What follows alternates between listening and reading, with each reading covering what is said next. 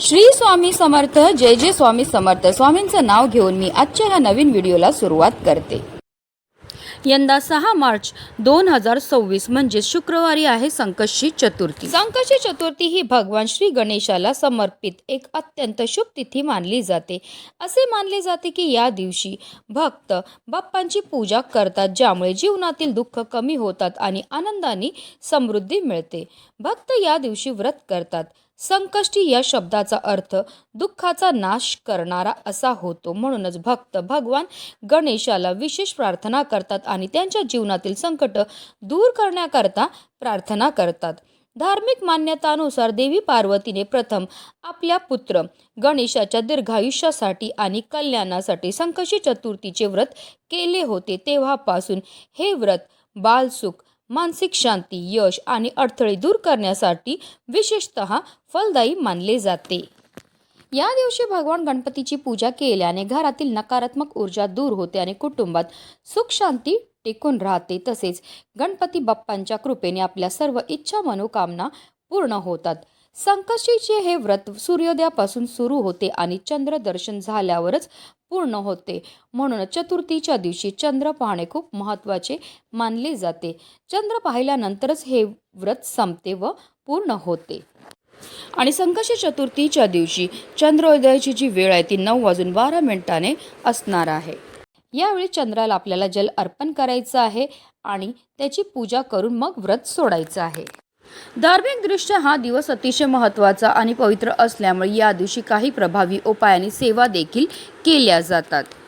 आणि म्हणूनच संकष्टी चतुर्थीच्या दिवशी तुम्ही व्रत नाही केलं तरीही चालेल, पण सकाळीच घरात आणा या झाडाचं फक्त एक फूल. हे फूल आपल्या घरी आणल्यामुळे आपल्याला सर्व कामामध्ये यश तर प्राप्त होणारच आहे, पण आपली कितीही कठीणातील कठीण इच्छा ही साक्षात गणपती बाप्पा पूर्ण करतील. त्यांच्या कृपेने आपल्या घरामध्ये असणारी जेवढी पण नकारात्मकता, इडापिडा नष्ट होऊन आपल्या संपूर्ण कुटुंबाची भरभरून अशी प्रगती होणार आहे. तर त्या कोणत्या झाडाचं फूल आणायचं आहे, कोणत्या वेळेत आणायचं, त्याबद्दल सविस्तर आणि महत्त्वाची अशी माहिती मी तुम्हाला या व्हिडिओमध्ये देणार आहे. व्हिडिओ पूर्ण पहा आणि जर तुम्ही माझ्या चॅनलवर नवीन असतील तर चॅनलला सबस्क्राईब करा आणि शेजारी बेल आयकॉन सुद्धा प्रेस करा, जेणेकरून तुम्हाला माझ्या नवनवीन व्हिडिओचं नोटिफिकेशन हे मिळत राहील आणि तुम्ही एक पण व्हिडिओ मिस करणार नाही. आणि कमेंटमध्ये ओम गणपतये नमः लिहायला अजिबात विसरू नका.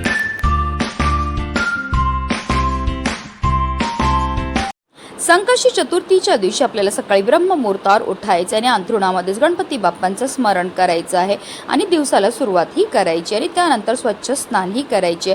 जर शक्य झालं तर या दिवशी लाल किंवा पिवळ्या रंगाचे वस्त्र परिधान करा.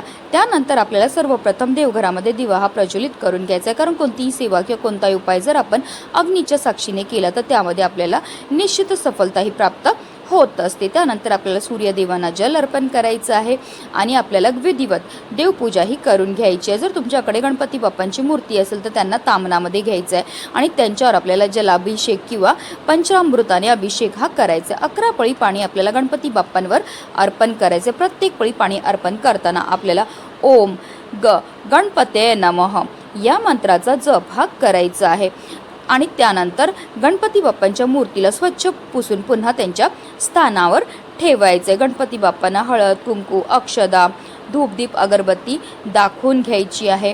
त्यानंतर जे तीर्थ आपण तयार केलेलं आहे ते आवर्जून आपल्या मुलांना प्यायला द्यायचं. असं हे गणपती बाप्पांना जलाभिषेक केलेलं तीर्थ आपल्या मुलांना प्यायला दिल्यामुळे त्यांच्या बुद्धीमध्ये बऱ्याच प्रमाणामध्ये वाढही होत असते. त्यानंतर गणपती बाप्पांना आपल्याला जास्वंदाचं फूल अर्पण करायचं आहे. त्याचबरोबर दुर्वाची 21 दुर्वांची जुडी आपल्याला अर्पण करायची. ही जुडी अर्पण करताना आवर्जून आपल्याला आपल्या मनातली इच्छा बोलून अर्पण करायची आहे. त्यानंतर गणपती बाप्पांना गोडाचा नैवेद्य हा दाखवायचा आहे. तुम्ही लाडू, मोदकचा नैवेद्य दाखवू शकतात किंवा अगदी तुम्ही गुळ खोबऱ्याचा नैवेद्य दाखवला तरीही चालणार आहे. दिवसभर आपल्याला व्रत करायचं आहे. संकष्टी चतुर्थीच्या व्रत कथेचं पठण किंवा श्रवण करायचं आहे. रात्री चंद्र उगवल्यानंतर आपल्याला चंद्राला जल अर्पण करायचं आहे, फुले अर्पण करायची आहेत आणि त्यानंतर आपल्या मनातली इच्छा बोलायची आहे. असं केल्यामुळे आपल्या घरामध्ये सुख समृद्धी राहते. त्यानंतरच आपल्याला व्रत हे सोडायचं आहे. जास्वंदीचं लाल फूल म्हटलं की आपल्या डोळ्यासमोर सर्वप्रथम येतात ते म्हणजे आपले लाडके गणपती बाप्पा, कारण गणपती बाप्पांना हे फूल अतिशय प्रिय आहे. जास्वंदीचं फूल पवित्रतेचे आणि आध्यात्मिक शक्तीचे प्रतीक मानले जाते. विशेषतः लाल जास्वंदी हे गणपती बाप्पाच्या शक्ती, उत्साह आणि तेजाचे प्रतीक म्हणून पूजेमध्ये महत्त्वाचे मानले जाते. वास्तुशास्त्रात या फुलाला विशेष महत्त्व दिलं गेलं आहे. वास्तुशास्त्रानुसार घराच्या उत्तर किंवा पूर्व दिशेला जास्वंदीचे झाड लावल्याने घरातील वातावरण चांगलं राहतं.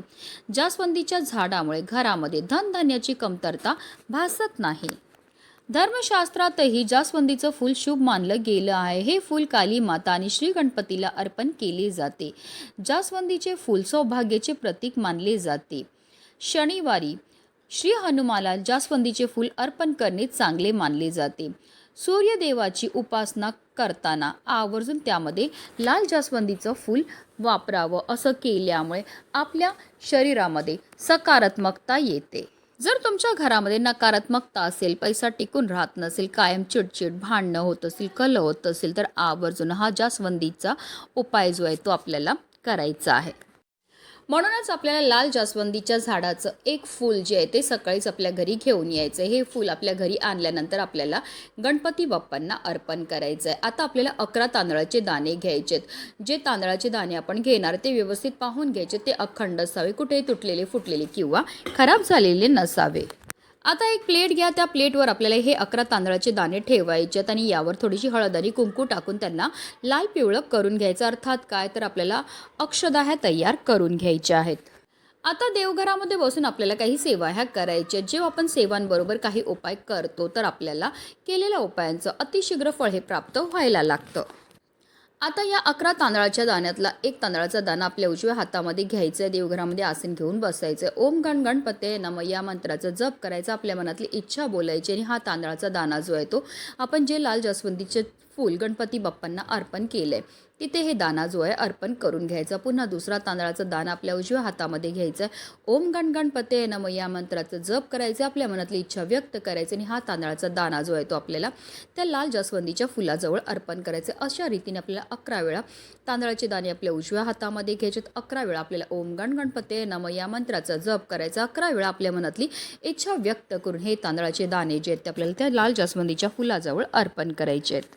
तसेच आपल्याला लाल जास्वंदीच्या झाडाचं एक पानसुद्धा आपल्या घरी घेऊन यायचं. एक प्लेट घ्या, त्यामध्ये कुंकू घ्या, कुंकवामध्ये पाणी टाकून त्याचं गंध तयार करून घ्या. आता जास्वंदीच्या झाडाच्या काडीने आपल्याला त्या पानावर आपल्या मनातली इच्छा ही लिहायची आणि त्यानंतर आपल्या मनातली इच्छा बोलून आपल्याला हे पान जे आहे ते गणपती बाप्पांच्या चरणावर अर्पण करायचं. तसेच आपल्याला 21 दुर्वांची जुडीसुद्धा जी इच्छा आपण पानावर लिहिलेली ती इच्छा बोलून गणपती बाप्पांच्या मस्तकावर लावायचं आणि त्यांच्या चरणावर ही दुर्वाची जुडी जी आहे ती आपल्याला अर्पण करायची आहे. त्यानंतर हात जोडून आपल्याला गणपती बाप्पांची प्रार्थना करायची. आपल्या मनातली इच्छापूर्ती होण्याकरता त्यांना मनोभावे प्रार्थनाही करायची. संपूर्ण दिवसभर या वस्तू जे आहेत त्या आपल्याला गणपती बाप्पांच्या चरणाजवळच ठेवायच्या आहेत.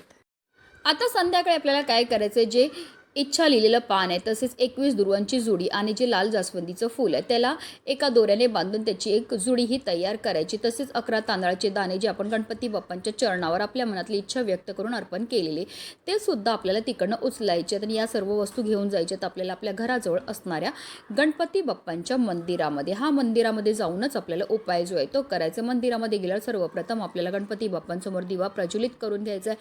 त्यांना हळद कुंकू अर्पण करून घ्यायचं आहे.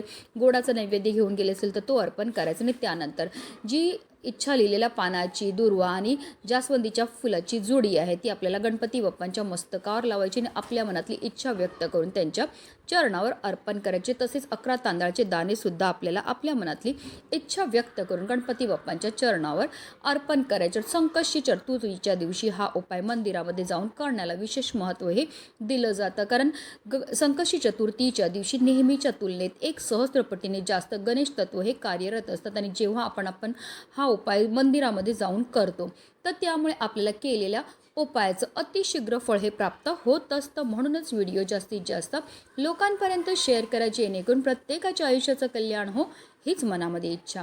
गणपती बाप्पा मोरया.